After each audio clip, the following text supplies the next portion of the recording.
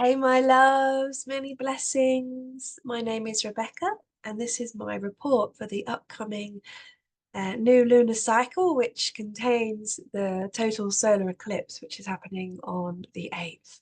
So, welcome everyone. We are sandwiched between the lunar and solar eclipse right now, and coming into the dark of the moon as well. So, yeah, really feeling this Pisces energy and really sensitive. And we have Mercury retrograde as well in Pisces. So yeah, it's been an interesting time, right? So yeah, I'm going to go into the overview of the month so you can see um what's happening throughout the whole cycle. So as you can see here, we've got our new moon solar eclipse in Pisces. That's coming up on the 8th of April at 19:20. This is the GMT time. It's going to be exactly aligned with Chiron. Chiron to do with our wounds, the centaur. It's all to do with that wound that just won't heal, and his symbol is a key.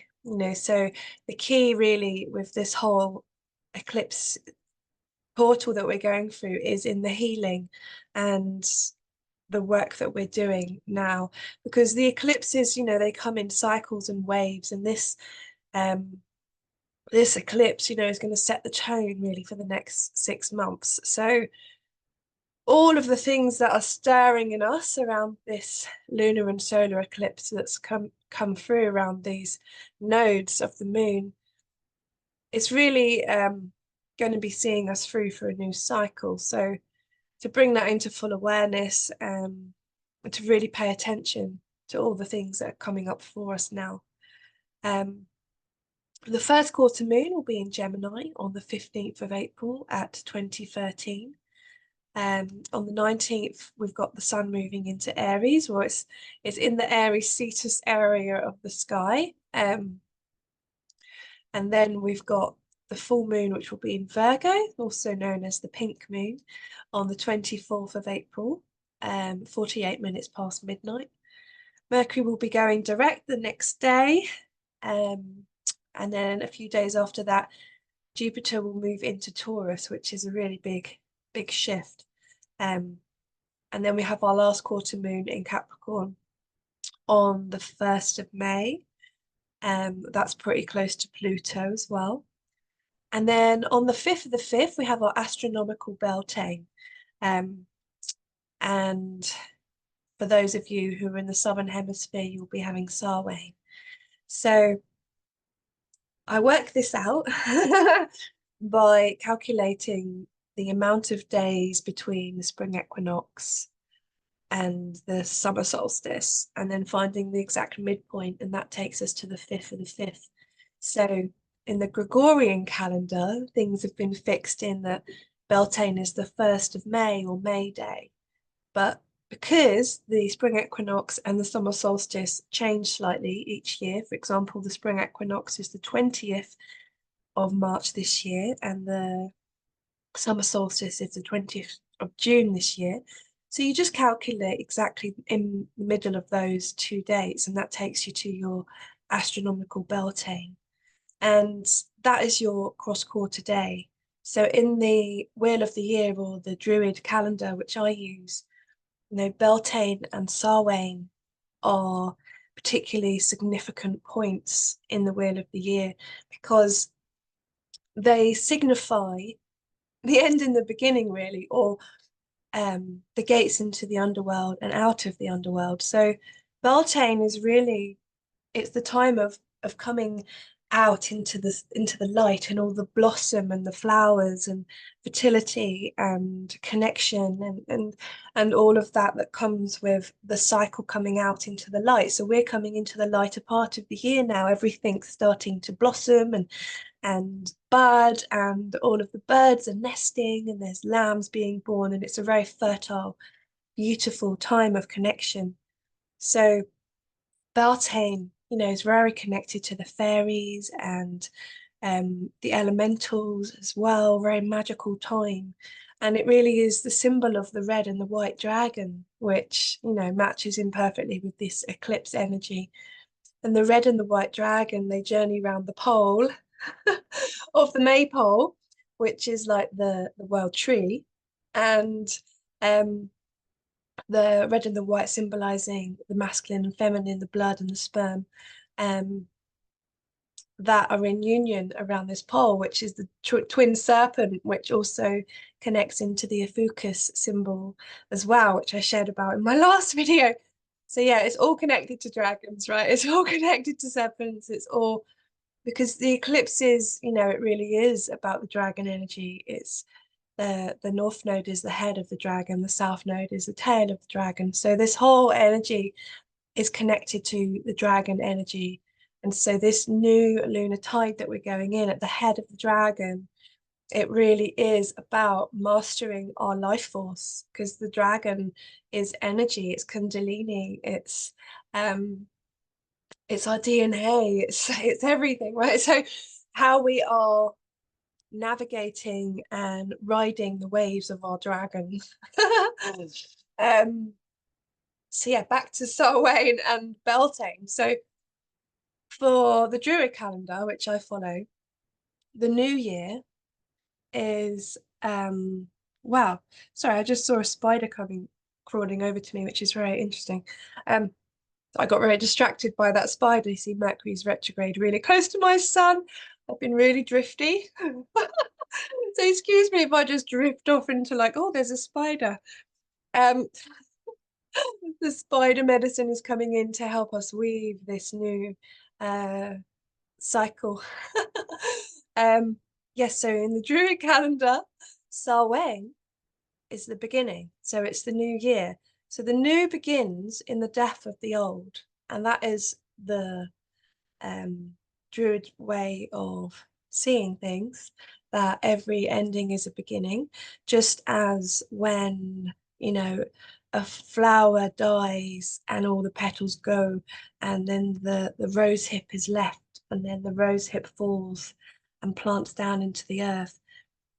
In the Druid calendar, that's Samhain, you know, where all the seeds are falling and they're planting down into the soil. Like that is the new cycle, you know. So when we think about it that way, you know, like the Samhain portal is the incubation of the babies, the new seeds in the soil. And then the Beltane portal is the awakening and the stirring and the growing of those seeds up out into the light. So these two energies of Samhain and Beltane, which this cycle beholds, are symbols of death and rebirth, endings and beginnings. So I feel like this cycle that we're coming into with this solar eclipse energy, it really is about the death of the old cycles. Of course, we've just had our lunar eclipse on our south node, you know, so it is ending old patterns, old cycles, and there's a death in that. But in the death is a new life as well. Just imagining like the rose hips falling to the ground, you know, it's like there's a whole ending happening for us wherever we are in the world, north, south, east, west. There's an ending, there's a significant change, a shift that's happening for all of us. That's meaning we are literally having to let those things fall to the ground.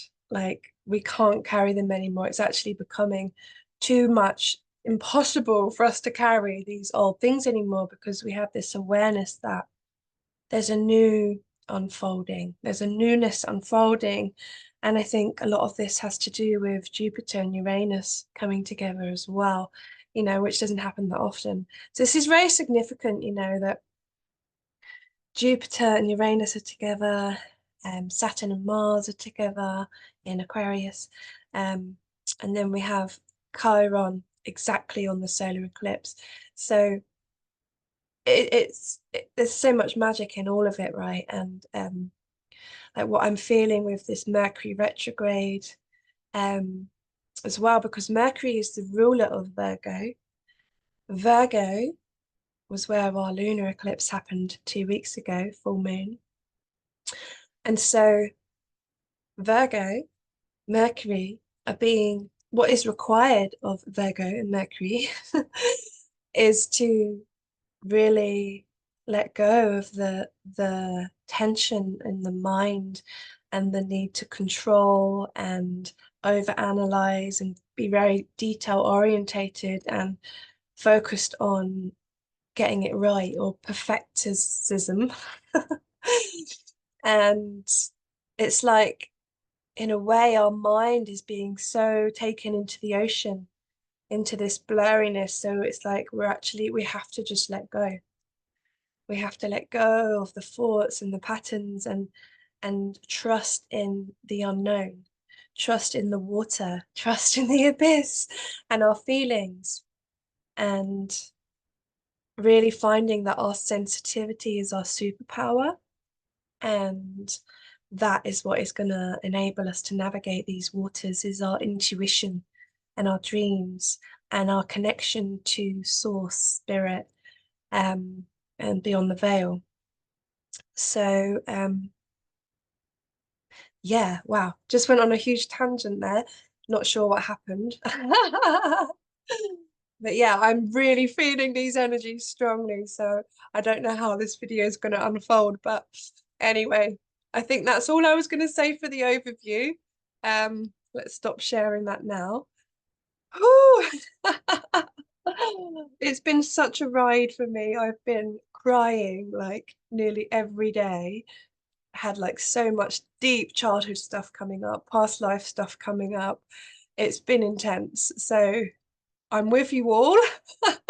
If you're feeling these energies strong as well, you know, like, oh my goodness, I've got this like fuzzy headache, and like my mind is just like, ah, because my south node is in Virgo, and it really, that full moon really hit my south node. So it's just been quite a wobbly time, to say the least. Anyway, let's get back to the solar eclipse. So you can see this is the live sky, Solarian web. This is the constellation Pisces. So I use something which many of us call constellational astrology, astronomical astrology, 13 star sign astrology. So we're using the live sky, the sky as it really is right now in this moment. How cool is that? And anything else with me just doesn't match the sky, so doesn't resonate now. It feels like, in a way, like the old tropical wheel has this eclipse happening in Aries, which, you know, it's kind of locking us in time, and the constellational astrology, which just really matches where we're at now in the sky. It's like an up-to-date version of astrology, and it's really helping us come into true alignment with what's actually going on in the cosmos. And that's how we find our power, right? When we're in true alignment with the earth, the seasons and the cycles around us. And we're also in alignment with the stars and the sky, and the cosmos. And that is when we come into our true power, when we are listening to all the true planetary and seasonal guidance, which is how I like to live. So anyway, Sun, Moon, Pisces, Mercury's retrograde. Mercury's going to come all the way back. So his whole retrograde is in Pisces, which I feel like is really significant journey for the mind, for the logic, for the analytical part of us. To be submerged in the water for this whole retrograde journey is quite significant. Because, like I was saying, like that, a lot of to do with the south node of the what we've been releasing around the south node of the moon, and what the full moon brought to the surface was this yeah, the need for to be perfect, and to be like the Virgo energy of like getting it right, and getting all the details lined up, and um and now Mercury's like, it's having to go deep into the water. And actually I think what that is bringing us, like Mercury is going to journey all the way back to the sun. It's like journeying all the way back to myself. Who am I really? You know, why am I the way I am? So Mercury retrograde in Pisces is really taking us back to the core of who we are and why we're made up the way we are. And it could be a real time of like real breakthroughs in terms of our makeup, you know, and what is been buried within the subconscious. And this is where Cetus the whale comes in as well. Like, I really have a beautiful connection to Cetus. I feel like she takes us down, like, and the thing that I love about the ocean is, you know, when you're kind of at the top of the ocean, it might be quite light blue and maybe choppy and whatever, but you sink down far enough, you know, you go down and down and down, like you find yourself, it's black, you know. And so this is why, you know, I feel like the Pisces energy is this connection to everything, that we're all connected, that we're all part of this ocean, because, you know, you mix all the colors together and you get black, you know. So what we could be finding around this new cycle that we're coming into is like, it's finding our connection to everything, but also in doing that, in returning to the black, I'm wearing black today, in returning to the deep, deep, dark water, like going down, and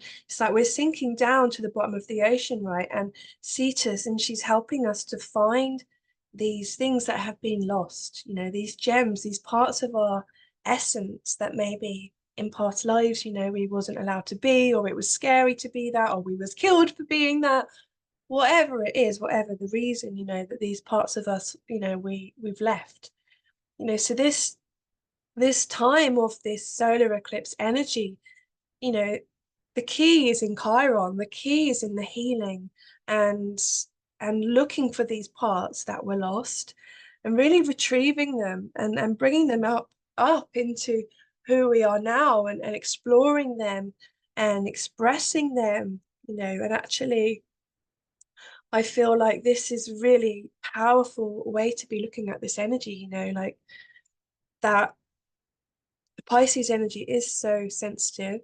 Huh, yes, I am. We feel everything, you know, and so it's like also what this can be bringing up is around authenticity, you know, and saying how we really feel, you know, really being true to how we're feeling and expressing that, you know. And there may be, it may be coming up that we have some stuff that maybe from our childhood or past lives that we really just need to let it flow and let it come up and let those tears move. And it could even be rage, you know, like I've been doing a lot of pillow bashing recently, like this kind of like feeling of this anger, this rage, this overwhelm, whatever it is, from past lives or from our childhood or wherever it's come from, to coming up to the surface. And it's, we need to get that energy in motion and no longer squash it down, because what it needs and what we need as a collective is to move that energy. And that is when our dragon, our Kundalini, you know, really gets flowing in a really powerful way, because it's like we're allowing all of the parts that were blocked or were blocking us to move up and out of our body through dance, through acupuncture, through yoga, through breath work, through shaking, even through art and poetry. Like, how do you move this energy? You know, we need to move it. So the question isn't about if you're going to or not, like it's going to come up. So, you know, I've been finding, I was doing the washing the other day and I just started crying, like during the washing. I just let it come, you know, it's like all this big stuff coming up. So, okay, I love myself. I'm going to be here for myself in this. And my family starts cuddling me. And my daughter always tells me when I'm crying, shall we put music on, mummy? And then we start dancing. And it's like, it's allowing that part of us that needs healing to be heard and witnessed and loved, whatever it is, you know. And that is the key. That is Chiron. That is, it's like that wound that wasn't healed. It's like, it's okay. You know, if it's not healing, that's okay. Like how can we just be in reverence of that part of us to really come into acceptance of, wow, that is part of me, you know, and actually I love that.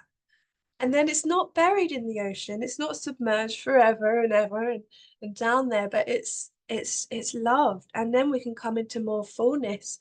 And then it's not kind of weighing us down unknown of, if you know what I mean. It's like we're moving it, we're allowing it to come up and through us, and then when we're coming onto the head of our dragon, you know, we are the one that's we're in the driver's seat, you know, like it feels like when we've got lots of stuff that's baggage from the past that we're not attending to or we're not addressing, you know, it's going to keep pulling us back down into where we don't want to be. But when we say to that part of us, it's okay, you're welcome, you know, you don't have to pull me back, come and ride the dragon with me, you know, like, and this part of me can be pulled up out of the dark and come up into my heart, and then we can be in like our power, you know. It's like these parts of us aren't tugging us down and back and saying, hey, what about me, what about me? It's like we're all welcome and we're all going to ride this dragon, you know. And actually then we can move towards where we want to go. So yeah, wow, another big one. So let's just, what else was I going to say about the sky? So you can see Uranus and Jupiter are together. So this energy is so potent, and you know, I think this could bring us some huge revelations, opportunities. Like it's going to test us, but it's going to move us and it's going to expand us to really be where we want to be, you know. And actually, if you have a life that you want to live and you're not living it, I would say that now is the time, you know. And tuning into our sensitivity and our intuition and our higher mind, you know, it will take us into, oh, what do I really feel? What will bring me the most joy and love, and how can I create that? Uranus and Jupiter, you know, they will be moving into Taurus. I think Jupiter moves into Taurus near the end of this cycle.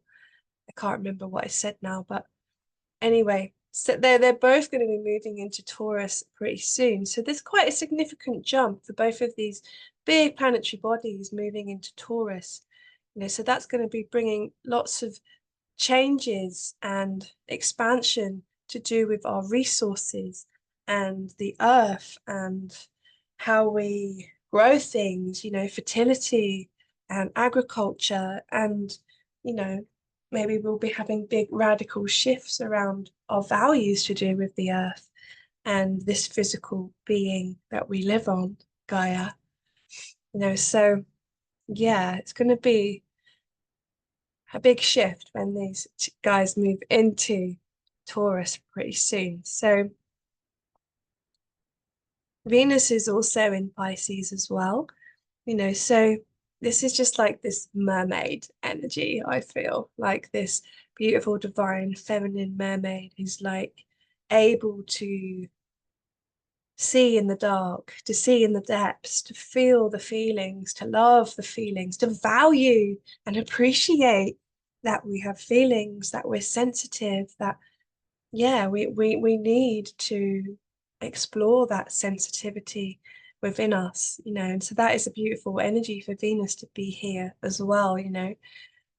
Saturn and Mars close together in Aquarius, you know, these two energies to me feels like it's the energy of Mars with that passion and that enthusiasm and that bravery to really build Saturn structures and create structures that are going to be Aquarian, humanitarian, for the community, for the collective. You know, so these two energies together at this solar eclipse, which is going to ripple out for the next 6 months, feels very significant for us collectively of what our potential is to actually actively build a more Aquarian way of being, you know.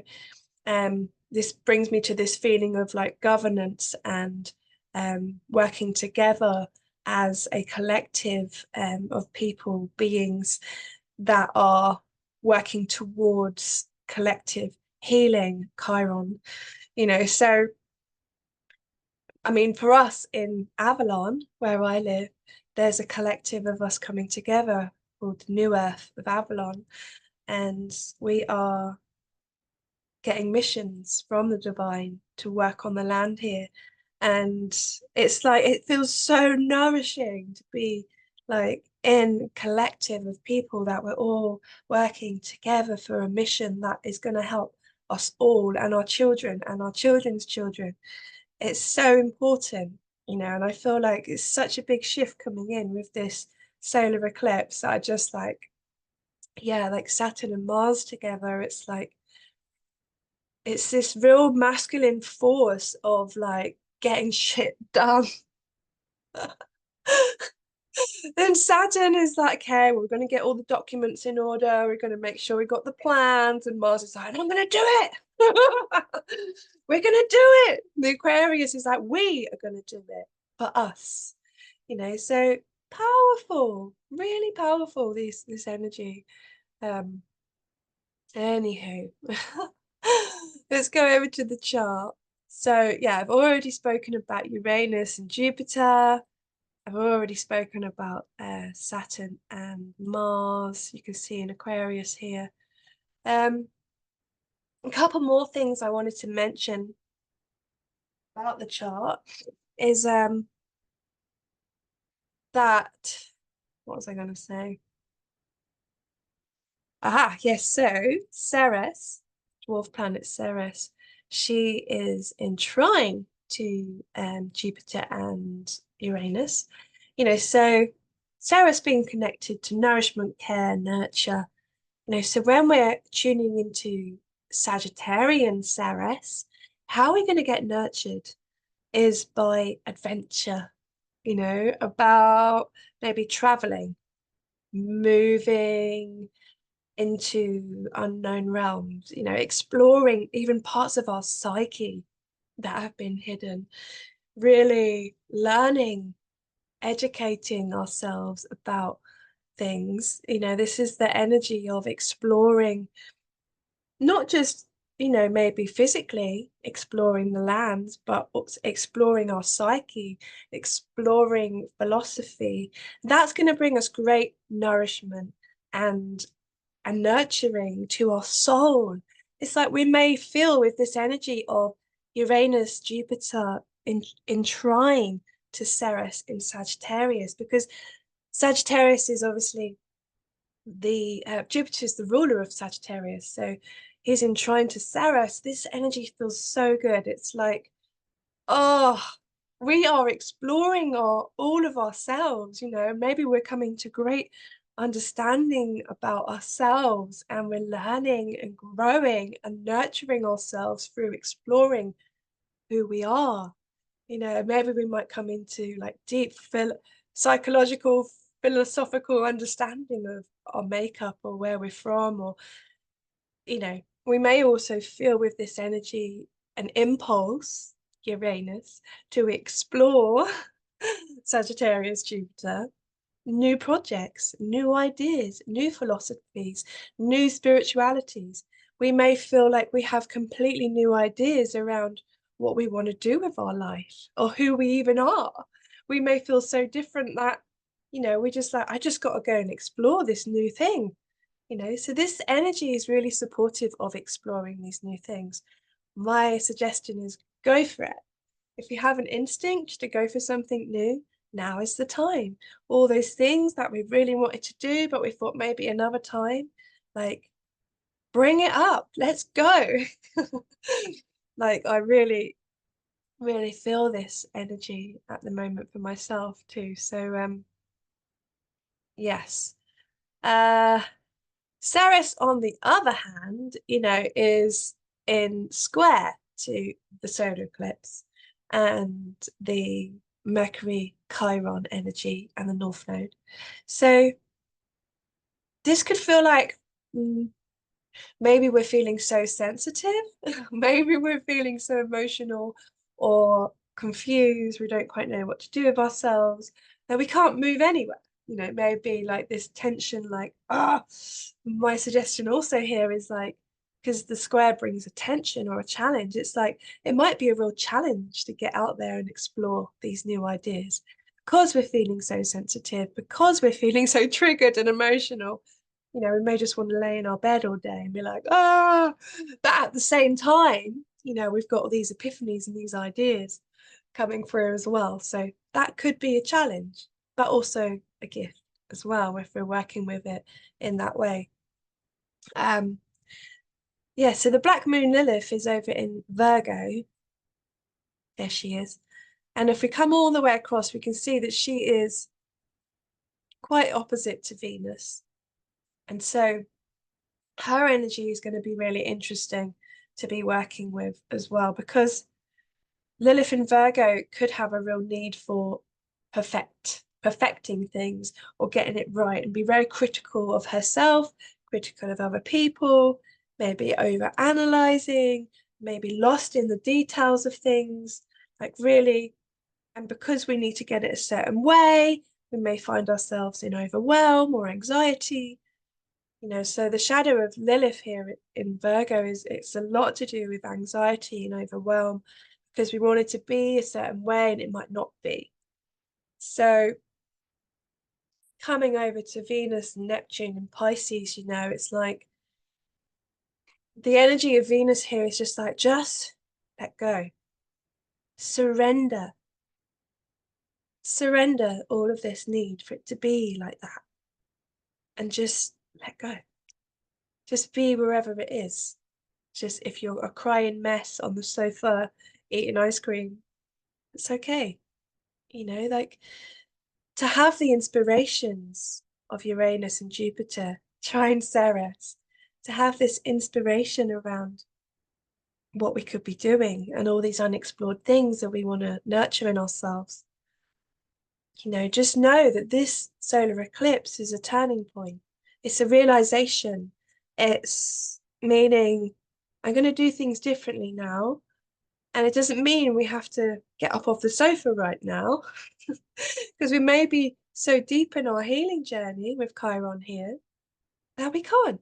And that's okay. You know, like really honoring and valuing Venus in Pisces, valuing our healing journey, valuing our sensitivity and our feelings, knowing it's okay to stay on your own, to be more solitary while you process all this stuff, because it could be very big, very deep, very old wounds that are being triggered.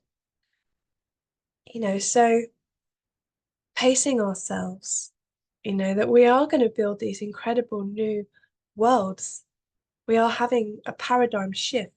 And the shift starts inside of us. You know, it's like this, oh, what about that?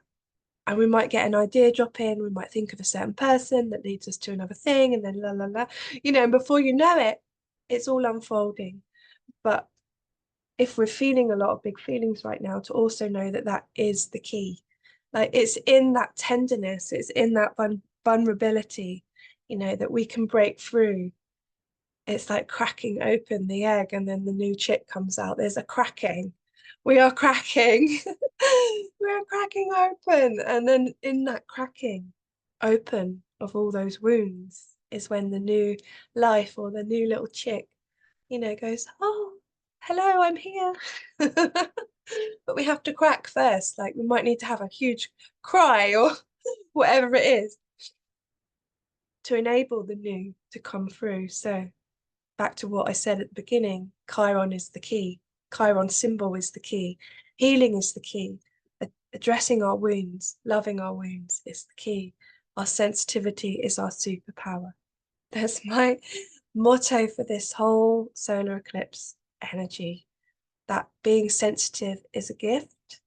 Like, I think for me as a highly sensitive person, it's always been something that I haven't fully honored, you know, like, wow, no, I can feel what you're feeling. And if that person isn't saying that's how they feel, it can be very confusing, right? That's been my whole life. Like, oh, how come I can feel this and you're saying it's that way, but I can feel, you know, so this is the interesting energy of the sensitive Pisces energy. It's like we can feel each other, we can sense each other. And so sometimes You know, we may need to just be more quiet and just listen to ourselves and our feelings. I've been much more solitary the last few days. It's just like, wow, need to be with the dream and let myself drift.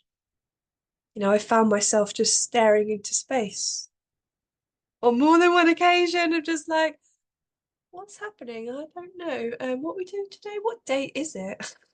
It's a bit like that in a minute. So first quarter moon in Gemini. I'm just going to jump over to here for a bit. So there's a lot of the same really. Ceres is still in square to all of this stellium in Pisces. Yeah, the moon is in Gemini. So we often consider Gemini to be connected to the mind and the brain and our logic and thinking and left side of the brain, right side of the brain, or polarities. You know, so when we're coming into the waxing of the cycle and the first quarter moon, it really is about building energy, growing. So we may be shifting our perspective. We may be shifting our mind. The moon is in opposition to Pluto. You know, so we may be feeling, and Ceres is opposite as well. So it's a transformative energy of our mind, of the way that we might perceive life, perceive ourselves, perceive our situation. You know, there is a shift happening that is in our brains, I feel. The very mental activity of the brain is like still in retrograde, submerged in the water, you know, so I feel like our minds are going through a huge transformation at this time. So the first quarter moon in Gemini, you know, we could be really getting lots of ideas about things, getting lots of yeah, like shifts coming in to the way that we see things in our life. We may be getting new ideas around how we can create what it is we want to create. Yeah, so the full moon will be in Virgo again. I'm not going to go into this chart because I'll come back in 2 weeks to do that, but it's right at the end of Virgo. You can see here 40 degrees of Virgo. Virgo's so big. So yeah, I'll come and do another chart on that in a few weeks' time, so I won't go on any more about that. But yeah, this is significant. This solar eclipse is the energy is so strong. Yeah, so I'm going to stop sharing all that for you now. And anything else I want to say before I go?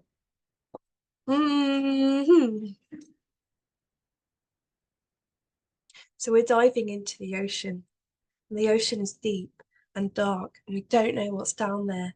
But we can let go of our need to control how it looks. We may just uncover something so revolutionary that we never knew was possible. So just trust. Trust this energy. Trust the way we're being moved. Trust all that's unfolding. And just, if you need to cry, cry. If you need support, reach out. Just know that we are all being worked so much at this time, and we may all be feeling tender, we may be feeling lots coming to the surface, but it's really all happening because it needs to happen, because great shifts are happening and we're transforming into a new form. So just thinking of that egg that's cracking open, allowing ourselves to crack open, and in the cracking, the new is emerging. So keep trusting, keep surrendering. I love you. And solar eclipse blessings, my dears. Mwah. See you soon.